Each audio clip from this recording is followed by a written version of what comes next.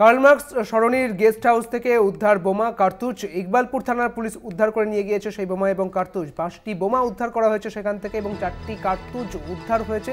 ওই গেস্ট হাউসে ব্যাগের ভেতরে মজুদ ছিল বোমা এবং কার্তুজ বলে জানা যাচ্ছে। আপনাদের জানিয়ে রাখি, গেস্ট হাউসে উদ্ধার করা হয়েছে বোমা এবং কার্তুজ। 5টি বোমা উদ্ধার হয়েছে এই ঘটনায় এবং 4টি কার্তুজ উদ্ধার হয়েছে। ব্যাগের ভেতরে ছিল ব্যাগের ভেতরেই এই বোমাগুলি মজুদ করা ছিল এবং কার্তুজও মজুদ করা ছিল এবং সেগুলি উদ্ধার করে নিয়ে গিয়েছে police.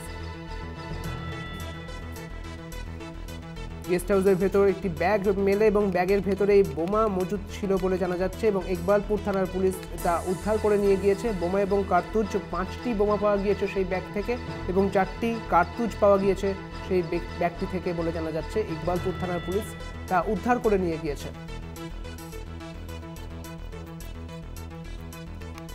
Karl Marx সরণির guest house থেকে উদ্ধার বোমা এবং কার্তুজ। ইকবালপুর থানার পুলিশ উদ্ধার করে নিয়ে গিয়েছে সেই বোমা এবং কার্তুজ। 5টি বোমা পাওয়া গিয়েছে। তবে কে বা কারা এই ঘটনার সঙ্গে জড়িত রয়েছেন তা এখনো পর্যন্ত জানা যায়নি, তার তদন্ত শুরু করেছে পুলিশ। অন্যদিকে বোমা এবং কার্তুজগুলিকে উদ্ধার করে নিয়ে গিয়েছে ইকবালপুর থানার পুলিশ।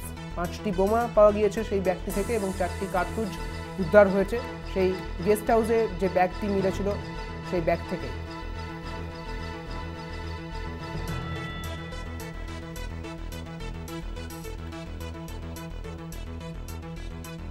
আরও একবার জানিয়ে রাখি যে গেস্ট হাউস অর্থাৎ কার্ল মার্কসের যে সরণি, সেই সরণি থেকে গেস্ট হাউস থেকে যে উদ্ধার হয়েছে বোমা এবং কার্তুজ, সেই ঘটনায় সামনে আসে এবং ইকবালপুর থানার পুলিশ তা উদ্ধার করে নিয়ে যায়।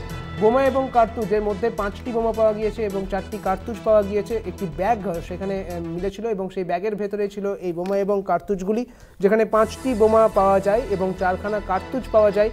কার্ল মার্কস সরণির একটি গেস্ট হাউস থেকে সেই বোমা এবং কার্তুজ উদ্ধার হয়েছে। যদিও এই বোমা এবং কার্তুজ কারা রেখে গিয়েছেন এবং এই ঘটনার সঙ্গে কারা জড়িত তার তদন্ত শুরু করেছে পুলিশ।